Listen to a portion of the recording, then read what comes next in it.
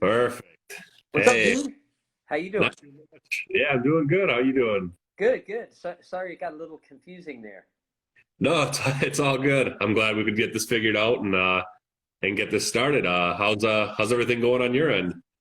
It's cool, it's a rainy day here in Newark, New Jersey, and you know, uh, obviously, like everybody, kind of feeling like the walls are closing in a little bit, but just given the lifestyle that I lead, it's very much based on when I'm on tour, I'm out on the road. There's a lot of socializing. I mean, you were on our tour bus. It's like there was like Right. 20 people in a place the size of your living room.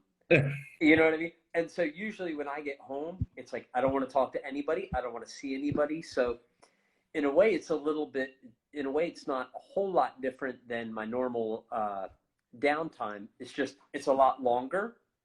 And I was supposed to have gigs like all summer, and I was supposed to play last weekend in Mexico City. And so now that downtime, the big difference is that it's combined with the fear of financial insecurity and no work. Right. You know what I mean? And the other thing I do too is I have a coffee company, and so we do a lot of flea markets. We do a lot of punk rock flea markets, oddities flea markets, stuff like that, and they're not happening. Yep. So it's been really tricky. Yeah, it's a really odd time for those type of things, especially, punk rock and indie rock is really where merch, I think, became a huge thing. You look at like Warp Tour and the guys that are like bands that are running the cars as they're leaving parking lots and pushing their merch and doing that. And I think that's a big thing of people learning um, how to get people to consume their merch nowadays. And now with your new coffee company coming together and everything going with that, I'm sure you guys have a plan in place, but it's definitely interesting to see how the new merch lines are going to be promoted. Yeah. Well, it is interesting because as far as my side hustle, my coffee thing, um, in a way, it was. I mean, everything happens the way it's supposed to, so I never really try to put too much thought into, oh, this was a great time, or oh, this was a bad time.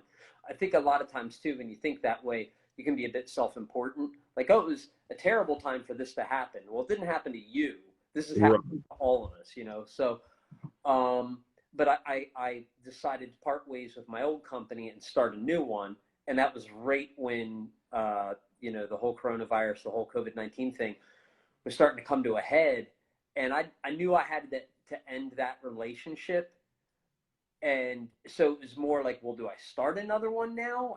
Is it distasteful to start another one now? And Right. the conclusion that I came to was, as far as compassion for other human beings, it's not. The reason why is coffee is the cornerstone of your day. So if I can offer something to people that makes them feel a little normal, and if it's superior to anything else out there, then no, there's really nothing wrong with that. And then looking at it as a businessman, and also as far as the compassion thing goes, um, I I felt like I had the attention of the world because everybody's on their freaking computers right now.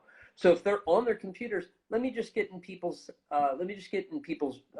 living rooms. Let me get in their cell phones. Let me get their attention. Let me educate them about coffee. Let's talk about music. Let's talk about a million other things. Let me do all the things that I can do to keep people occupied, their minds on other things, while I'm building a community, because I see my coffee company as a community, not a product.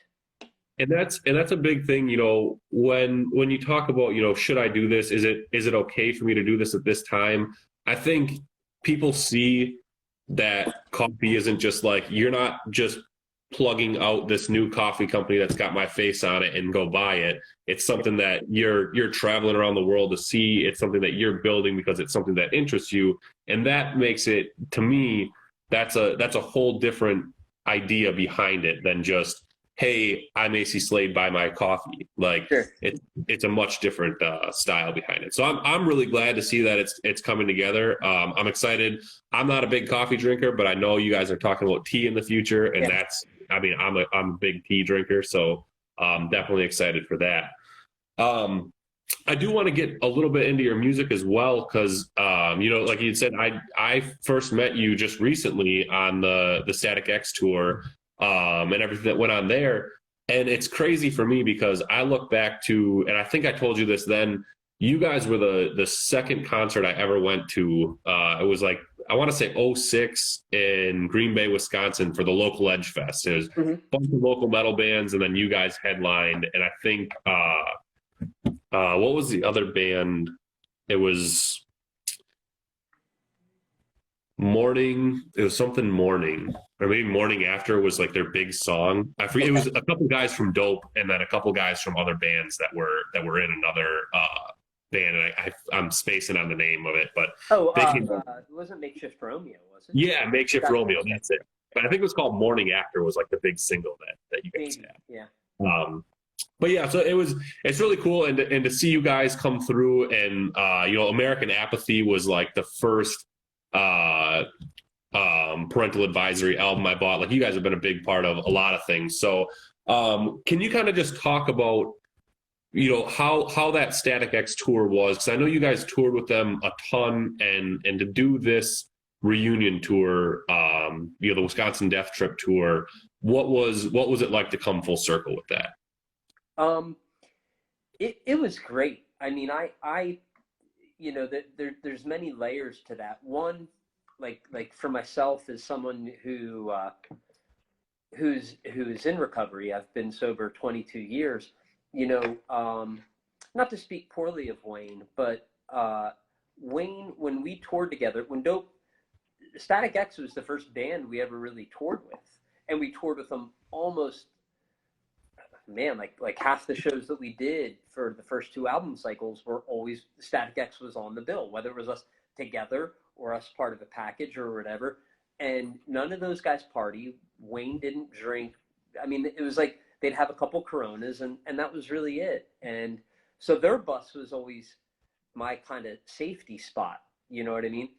And so when I started to hear that there were problems for Wayne, I was like, not Wayne, like not those guys. Like we kind of not made fun of them, but they were very, you know, milk and cookies, you know, and that's what I liked about them. And I think that that's also what people latched onto with them. I think that was part of the reason why that band was so successful, was because there was an element of the guys down the street, you know, and so, you know, when he passed away, and from my perspective, his whole decline happened very rapidly, very quickly. And when he passed away, it was a complete shock. But I can also tell you that, you know, Kenny started that band with Wayne. They were introduced by Billy Corgan of Smashing Pumpkins. Yeah. Koichi was an integral part of the Evil Disco part of the programming and all that. That was definitely a band where like all four people played an important part of the band. Absolutely. So when they got back, it does raise that question of like, well, whether the person passes away or whether they just don't want to play music anymore, or they're sour grapes or whatever. Does that mean that the other three people should never play the songs that they killed themselves for and never made any money off of, like life money, you know? Does that mean that they're just supposed to go, well, one guy doesn't want to do it, so I guess we've just got to, but then when it's somebody whose personality is as big as Wayne, that raises the question differently. And so when they decided to do it the way that they were doing it, I'll tell you a funny story. There's been two times where I was like, yeah, I don't know if that's a good idea. So this is one of them. And then the other time was someone told me about this band back in '99 where all the guys dressed in boiler suits, wore masks, and there was 9 guys in the band. They had 2 guys in percussion. And I was like, man, that sounds so fucking dumb. That sounds stupid. Slipknot. So Right. I was wrong both times. and I think that it was great. I'll never forget the first time I got to watch the show. I was like, this is exactly how it's supposed to be. And in fact, it felt fresh. It didn't feel nostalgic.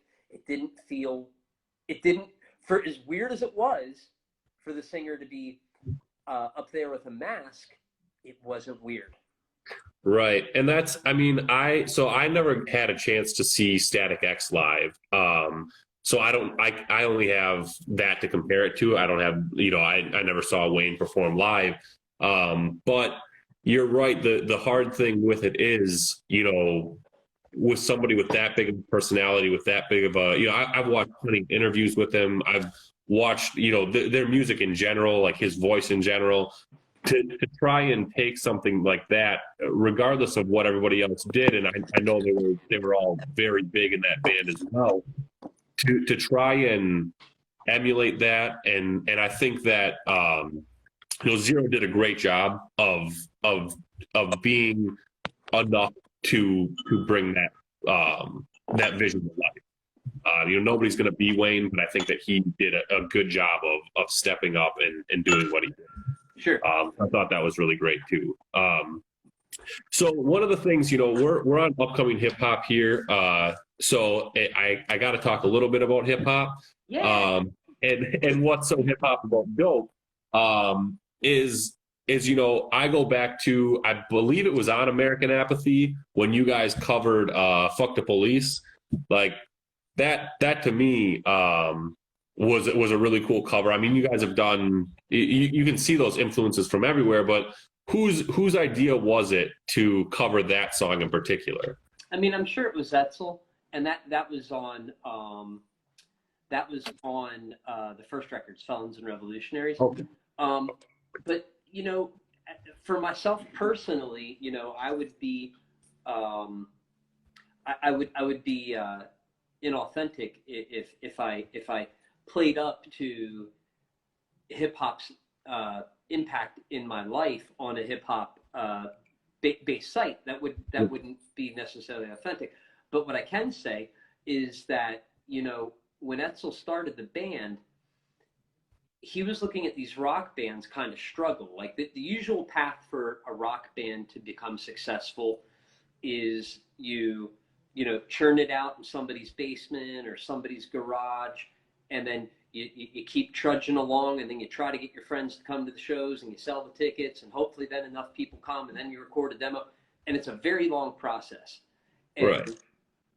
At this time in hip hop, and please forgive me if I'm speaking in broad stroke terms, but there's a lot of groups at that time that gave you the impression that they sold drugs to record their demos, and acted as businessmen. They started their businesses that way, and that's exactly what Dope did, and that's how the band got its name. Etzel looked at some of these hip hop bands that did that sold drugs, used that to finance their careers until the career actually took off. So in that aspect, hip hop business wise was a bigger influence on the band than rock was, because we didn't want to take the rock road. We didn't want it to take 2 or 3 years, Sure. And you see, it's similar. I mean, you're going to find that in a lot of genres, but you're right. There are the artists that'll go the route of like, this is, I sold drugs to do this, or Yes. Future is one that I remember reading an interview with him where he said like, yeah, I don't even drink lean. Like I don't even, and like he's half his catalog is about it. So it's, it's odd, but you're right. There's the other side of it too. The kids that, coming from Minneapolis where the scene is huge, there's a lot of people that, do the indie rock scene here. And I think Rhymesayers in general pulled a lot of influence away from indie rock, where they thought, we're going to do a ton of merch. We're going to do a ton of small shows. We're just going to build and build and build and do it that way too. So you do see both sides in both genres. So it is neat though to hear, that side of it, and how you guys got the name and how you guys built it up from there. So I think we're going to jump into the quarantine questions. So this is what the podcast is all about. We do about 3 to 5 questions that are just based on, the new normal that we're going through, that everybody's kind of dealing with. So the first question is, now that we are home and you're home a lot more often, you're by yourself a lot more often in isolation. I know you have your wife there and everything else, but for me, when I find myself alone for long periods of time, I tend to do just some weird stuff, like whether it's making weird faces or like I'll be like singing along the songs and I'll just recognize that like I'm doing weird stuff, or I'm having a concert in my living room. Like what's something that you caught yourself doing that you've just been like, man, I've been alone too long? Let's see. Probably, what I had happen today, like almost like a blackout where like I don't know what happened today. like I know I did things, but if I had to tell you what I did today, I know I ate some tacos and I watched Orange is the New Black. I don't know what else I did. Yep. I mean, I woke up and I listened to a podcast and I rode my elliptical bike. That took me and made breakfast. That was right up till about noon. And then it was tacos and Orange is the New Black and then you. Yes. I don't know what happened in that 5-hour window. Yep. Absolutely. And I mean, and that you'll get a lot too when the days slightly blend together. You're just like, yeah, I know that I did that, but I don't know if that was today. Like, I don't know if that was like, did I imagine that I did that thing?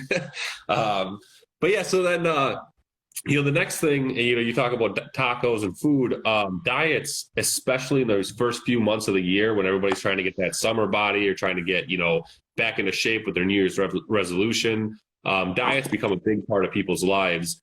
So what's something that either you have, you've like overeaten through quarantine, or something that you just can't get enough of? Popcorn. Popcorn. Popcorn. What brand do you go with? Are you self-pop? I self-pop. Yeah, totally. And the worst part is I've been trying to do the intermittent fasting thing. And so right about 11 o'clock at night, that's when we start watching Netflix. And that's like, so I'm supposed to stop eating at 7 or 8, and then so 11's like 3 hours later or 4 hours later, and then start getting those little hunger pangs, and it's like, some popcorn would be great. And popcorn fucks me up every time. And if you know anything, like you fuck it all up if you eat, Yep. So popcorn has been the worst. Perfect. So the next question, we're looking good now. I think it's kind of there's a little bit of a delay on it, but I think we're good now. So the next question is, the live music scene has come to a halt recently, but it doesn't stop a lot of the creatives from getting their music out there, from getting their products out there, from getting videos, whatever else. So what's something that either you've done or you've watched, on IG Live or YouTube or wherever, that you've thought like, damn, that's innovative in how it comes to people consuming music nowadays? I got to give credit to my friend Harley Flanagan from the Cro-Mags. He was supposed to play with body, so we could segue back into hip hop there. Right. He was supposed to play with body count the very night that the quarantine in,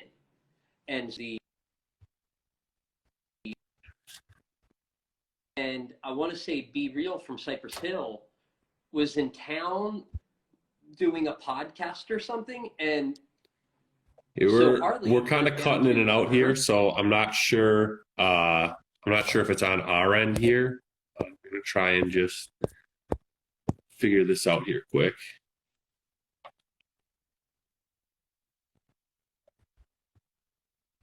How's it looking there? Now you seem to be back in.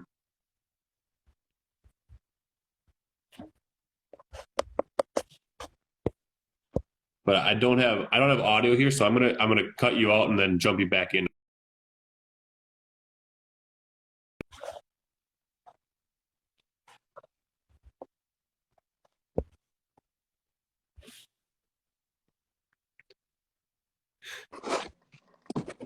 Okay.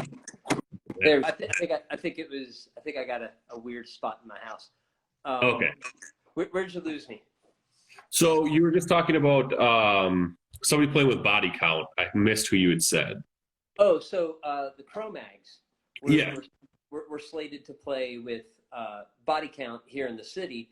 The show had to get canceled because of the quarantine, and Harley is friends with Be Real from Cypress Hill, and I think he was in town filming something. So they had the idea of, hey, let's not cancel the concert, let's put it on for free. And effectively, that was the first group I saw do a live stream when all this stuff went down. You know, I'd like to see some more bands do that. You know. Absolutely. And it's kind of neat because, a lot of people don't see that. Like, you'll look at a metal group and you'll look at hip hop and they don't see how those clash. But over the years, I mean, Run DMC's done stuff with rockers, Jay-Z and Linkin Park. You have Tech Nine, who's worked with everybody from Corey Taylor to Deftones. So like it's definitely been there. And then you've seen bands like you guys covering hip hop, like Mindless Self Indulgence, another one that's covered some Wu-Tang. And so it's a lot more intertwined than I think a lot of people realize. Sure. So it's cool to hear that Cro-Mags were supposed to play with Body Count, and that's I mean, Body Count is a perfect example too. I'll tell you kind of a funny story. Not a lot of people know about this, but when Dope was recording their second record, my day job was working for a music marketing firm. So I was marketing bands and marketing heavy metal bands and rock bands, this company called Concrete. And that was my day job. And so we got a call that this guy named Benzino. Yeah. He wanted a rock band in his video, and they had a budget for it. So fortunately, my boss was like, "Hey, you want the day off tomorrow and go do this hip hop video?" So so I was like, "I don't know." So we called the guys up, and everyone's like, "Yeah, like what? Yeah, we'll just make like a couple grand to be in this hip hop video." And it was like, all right, cool. So we're there. We have no idea who Benzino is, and his special guest was this guy named Swiss Beats. Right. And That's so crazy. like, we're talking to this guy, and we have no idea who Swiss Beats is, and yet and he wasn't the Swiss Beats that he is today, because this was like 1990. Right. But he's telling us, he's like, "Yeah, I worked with Metallica and Marilyn Manson," and we're like, he's just saying that to try and like throw him off. Like, he never worked with those guys, and we totally blew him off. We totally blew off Swiss Beats and Benzino because we didn't. That's crazy that's you go all the way back to that, and that's it's nuts. It's nuts how these relationships start to form too, because you look at even like Korn when they did was it Twisted Transistor, and they had all those rappers pretending to be the guys from Korn. So it's cool to see how much it intertwines, and hearing that you guys were in. Do you remember the name of the video that you were in? I don't think it ever got released, but if you can find it, it'll make everybody laugh. It's called Nothing But Franklin's. Nothing But Frank. I'm gonna have to write that down. Before I couldn't find it, but I don't think it ever got released, because I mean Benzino's got his hands in so many pots. Right. I think that's kind of the criticism people have had of him, because he's got Source, right? Right. And he's got like a lot of things going on, and I mean, I don't know the guy, so I don't mean to speak for him, but I hear that there's a little bit of a lack of focus. But the other thing too, like one way that hip hop was kind of ahead of the curve is it's a very singles based. It's a more singles based genre, I think, anyway, than rock, which is more long play, which is more album. Right. There's definitely the I mean, the way that the mainstream is built today, it's definitely more people are buying singles, more people, and I think it partially has to do with just how music is consumed nowadays, where people can just go on iTunes and buy, Yeah, one track. People realize that they don't have to make a whole album in order to make money off of it, so they can just sure. go put 5 singles out. But then you have the other side of it, the indie side of it, where you still have a lot of people putting together concept albums and stuff like that. So it's definitely, I think it's based on what you're trying to do in the genre, and you definitely have the people that are out there making singles versus, you don't have a lot of the like Pink Floyds that you had. I mean, you had that earlier in hip hop, and you Yeah, still see it here and there. That whole idea of I'm going to create an album that front to back tells this whole story, but each song stands alone too. I think is something that's definitely been missing since the 70s even. But yeah, so getting into the next question here, music tends to be a big creative outlet for a lot of people, whether it's people that are listening to music, people that are using music to create art, people that are performing music and everything else. But now that I don't want to say lost it, but now that people are focusing on a lot of different things during quarantine, you have a lot more time on your hands. What's kind of a hidden talent that you found, or anything that you've tried out that maybe you had been wanting to do for some years? I mean, probably just like anybody else. I think I'm getting better at cooking. Yeah. Uh, I'm getting better at cooking. I'm I'm learning how to use the TikTok. Yeah. Yeah. My Because all brother the goes, kids are on the TikTok. So you got to say it like an old person and put the and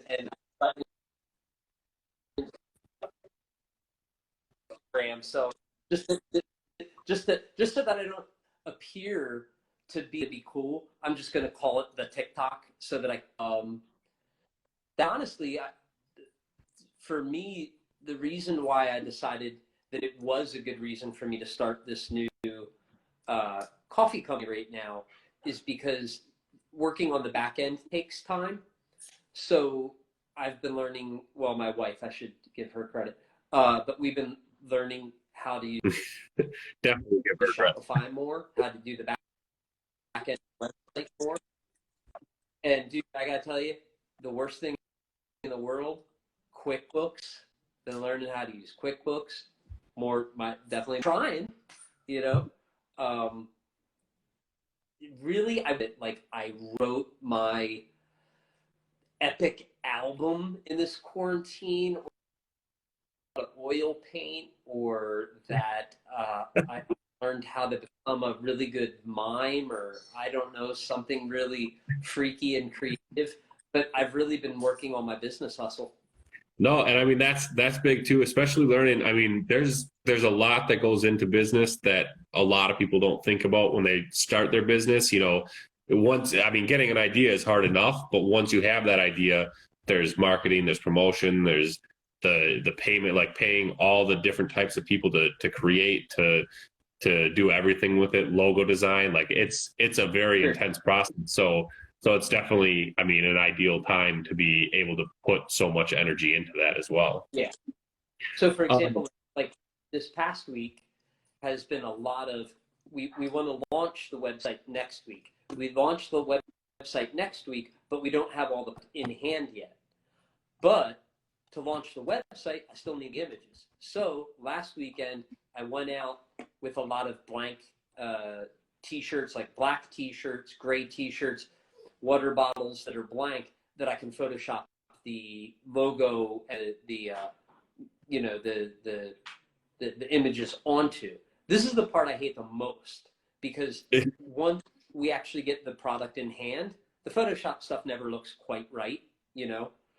So you got to spend all those hours photoshopping what it's probably going to look like until the stuff gets in. Then the pre-orders start coming in, and once the pre-orders come in, we'll get the product in hand. And but there's that overlap. sure. That part sucks. I Yeah. hate that. Yep. Yep. So I just want to let everybody know this is going to be my last question. And so if anybody that's in here right now wants to ask any questions, just type them in the comment section here, and we'll get to those after. So my last question is: as we start to reopen society, what's one thing that you can't wait to come back into our lives? Two things. Live concert, obviously. Can't Yeah, wait to start live concerts. And I can't wait to stop seeing people that I love and care about so angry on social media. Yeah, because here's the thing, right? Think of it this way, right? You have somebody that posts something on social media that is something that you disagree with, right? Now, that person isn't posting that to get under your skin. They're not trying to get you worked up. Everybody is confused, and for the way that people are trying to feel some sort of control in their lives is posting something that they feel they believe, right. you know, and they're not posting that to get you all worked up, you know. And I saw two friends of mine, and these two guys are like good friends, and they love each other, and they're like, I consider them to be like the same kind of dude. And one guy posted something about one movie video thing that's going around right now and said, hey, this is really interesting. The other guy posted it. If you post that movie, unfriend me immediately, and I'll unfriend you. And I'm like, but you guys like each other. Right. And furthermore, you're even kind of on the same. If we're to look at things as left-sided and right-sided, they're both people generally left-leaning, yet they're fighting. I'm ready for people to stop fighting, you know, and to start realizing, for the most part, we're all, you Right. know. Absolutely. And I think, it's it's tough. I've actually seen, I mean, I've seen plenty of people arguing on social media. I've seen it for a long time, but I've seen a lot less hateful comments towards each other and a lot more hateful comments, like you said, towards like false information or people that disagree with these type of things. But what I've seen a lot less of is people attacking like people's looks. I've seen a lot less of people attacking people for just like doing themselves, for being on certain platforms, for doing these things. That's what I've definitely seen a lot less of. But you're right, people are still kind of bickering about these type of things.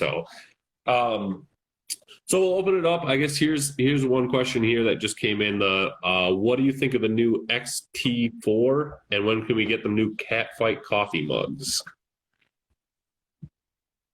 What's the XT4? Yeah, I'm not entirely sure on that one. Is that the new Jaguar? Because I was just test driving it. Yeah. XT4. Well, I'm not sure what the XT4 is, but I will tell you that Catfight, I'm hoping to start pre-orders next week, and pre-orders will start next week, and then probably a week or two after that, we'll be shipping the coffee. I don't like going live with the pre-order thing until I have seen. Oh, XT4. I Yeah, know what you're talking about it now. just disconnected. Food. You talk about the Fuji. You're a camera guy too, so you. Yeah, I'm sorry. yeah, I'm sorry. I was thinking music, and there's many yeah. things going on. Come back to that. So, yeah, I'm waiting to get the flat proof in hand on the bag manufacturers. They're out in your area actually, but Okay. so once I turn in artwork for the bags, then they have to send me a flat proof. I look at the flat proof. I make sure the colors are right. Make sure all the seams are lining up. Make sure that there's no overlap where there might be writing, things like that. After I sign off on that, the second I sign off on that, I'm ready to start on the pre-orders, because I know that we're now definitely manufacturing bags, because at that point I got to pay them. Right. And if I'm paying them, they better be making them. Yep. Once you pay. The XT4, I don't know, because I haven't dug into that yet. And I got to tell you, back to like what we were talking about as far as what we've been doing in quarantine, I've been doing some product photos, as I mentioned, because I have to do them, but I have to do them in such a way where I can turn them into a mock-up, you know, Sure. and place a logo that doesn't exist onto them. And, you know, I realized that I need to utilize the video capabilities of my XT3 and my X Pro. I got the X Pro 3 and the XT2. No, XT3, the X Pro 2. I don't know shit about video. Yeah. It's like a whole other animal. No, it's all good. It's I mean, it's true. I don't shoot. I mean, I've been shooting with a Canon T3i since I started. You know, the only time I think I've used anything else is for when I shoot the X Games. I'll rent a camera just because mine's not fast enough to capture action sports. So I'm not super familiar with Fujifilm, but you know, I've used Canon, like I said, the entire time, and it's, you know, video is one thing that I've definitely wanted to get into during this quarantine. I've still been working through it as well, so I haven't jumped into it as much as I'd like to, but that's definitely on the plate for me as well. Yeah, yeah, that's I haven't tried the Fuji X-T4, but I guess where I'm at today as far as my camera knowledge goes is digging into video. Man, it's hard. Like, that's one of the things I love about Fuji cameras. I love the fact that they're so user friendly. On like everything that you need for the exposure triangle is on the outside of the camera. So much like music, like as soon as I learned 3 chords, I was writing songs. As soon as I learned 3 chords, I was starting a band and booking shows. Like, I thought I had it down, you know. And the Fuji cameras, that's why I like them, as opposed to something like the Sony range, where everything is so internal and there's so many other micro options and secondary focuses and tertiary focuses. And you can do that with the Fuji, but you don't need to know that to get up and running. Right. And so it can be somewhat similar too. Yeah, that's how I felt. I mean, I can say I tried playing guitar, and I learned Brain Stew, and I thought I was like, yeah, perfect. I know a song like, but Brain Stew, yeah, I mean, it's 3 chords. It's, you know, da da da. So, you know, and when I had my first camera, and now I feel like I can do so much more with that Canon because I've had it for so long and done so much. But when I first started, absolutely, I knew there was like 3 things that I had to focus on, and those are the 3 things I'm going to focus on. So that's kind of how it came up for me as well. So basically, what I was saying was, if you want to take this last second here to kind of let everybody know what you have coming up, anything that you want to promote in terms of merch, in terms of the coffee company. But also, I wanted to let everybody know about everything that happened with the Dope and Static X warehouse, and any way that people can support that as well. Sure. First of all, I do want to give a shout out to my boy Steve Prue, who chimed in here. He is the guy who has really helped me with photography a lot. He's the guy I shoot Fuji. And he was chiming in there, and he was making some suggestions below. Okay. Thank you. I owe you a lot. Yeah, so the Dope, man, that's such a bummer. The Dope Static X locker was broken into. Fortunately or unfortunately, most of the stuff that was taken was like audio video stuff. It wasn't a lot of personal effects. It wasn't a lot of guitars. Virus had a guitar stolen. I don't think I had too much stuff taken because we knew that our touring cycle was over. But honestly, until like I have a rig that I keep with Dope, so I won't really know what's missing of mine until I go back there and we do pre-production for shows. But mostly though, go to the Static X Facebook page, and everything is listed there. If there's anything that's good that happened the week before the locker got broken into, we went in and did a full inventory because they we were kind of closing down for till the springtime. Well, it's springtime now, but I guess, yeah, till the summer. So the crew in cleaned everything up, did a full inventory of everything that was there. So we had a really good manifest for insurance. Okay. Yeah. So then, No, you're freezing up. what was that? I lost you for a second, so I wasn't sure if we were still. Yep, we're all good. So yeah, and then if you want to, and then just talk about anything else that you have coming up. Yeah, I mean, I obviously got Catfight Coffee coming up, but my main concern for everybody is, remember, we're all in this together. Everybody is suffering. Every person that you see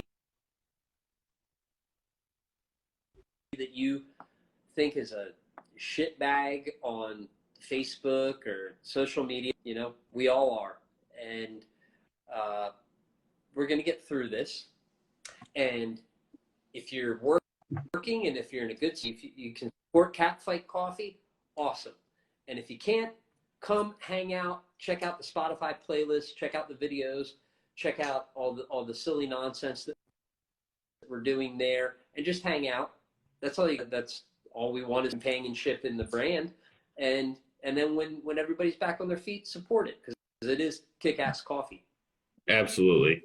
Absolutely, man. I'm excited for it. I mean, my brothers are both huge coffee drinkers, so I'm definitely going to be supporting you guys. And when the tea comes out, I'm going to be there buying it for myself too. So I just want to say thank you. Thank you for sitting down, for catching up with us. I mean, it's good to see you again. And hopefully, this stuff is going to be over soon. You guys can get back up to touring, and next time you're in town, we'll catch up in person. Absolutely. That would be fantastic. All right, man. Well, hey, it was good to see you. Okay. What time? It is 8:00. 8:00? All right. Let's take 3 questions from below. Sure. We've got, we come up and said, what would you do if a zombie apocalypse occurred, and how would you try to survive it? What do you mean, what if? It's borderline. It's not too hard to imagine right now. Getting into how you would survive it. Oh, I would be at home with my cats. Yep. And I would be at home with my cats and my wife, and working on my hustle, because I've always got a lot of things going on. I tell you, one thing I didn't expect would happen is I did start to go back through a lot of my photography, and man, I have such a renewed sense of gratitude for the touring lifestyle and being able to go to the places that I've been and see the things that I've seen, and to be able to photograph them. Man, I'm so grateful for that. And I didn't expect that. I was more going through my hard drives.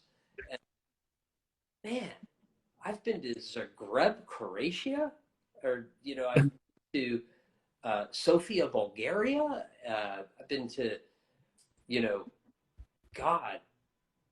Bali. Like, I've been to some crazy places.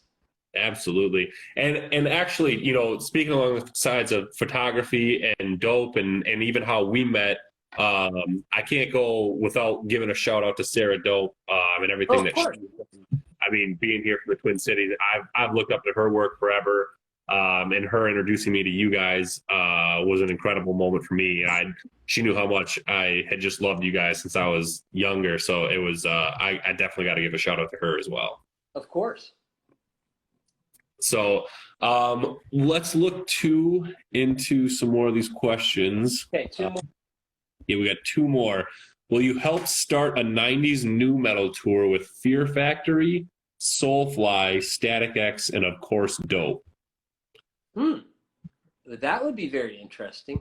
Soulfly are still playing, so I don't see why that's not possible. Fear Factory, I'm not sure what's going on with those guys. I think that Burton and Dino are ironing some things out, but I don't really know. So who knows? Absolutely. I I'm think only one man. I'm only as God made me. yeah.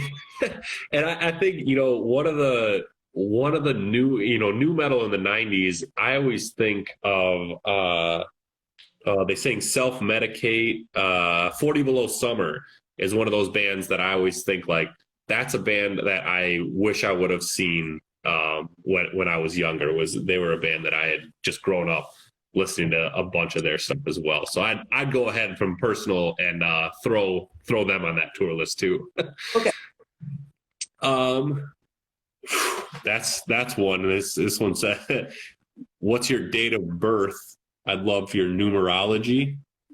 Oh, well, and it's this is funny. It is December 15th, 1971. My Wikipedia is wrong. Uh, So they'll have to look in December. What is that astral sign? Sagittarius. Said okay. Okay, Mhm. I'm a Gemini, so over here, but yeah. Yeah. So, Um so my Wikipedia is wrong, and it's kind of funny because I lied about my age in my late 20s, thinking that 25 was better than 27.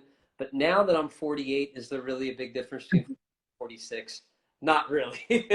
right. Right, absolutely. Doesn't matter. I'm old, getting older. Yeah, it's fair enough. All right, man. Well, if there's anything else that you want to get out there, otherwise, like I said, again, thank you for everything and for sitting down tonight. Awesome. Yeah, just everybody be safe so you can come see us play. Absolutely, man. Well, we'll catch up soon, I hope. Awesome. I hope so. All right, bye, man. Okay, take care.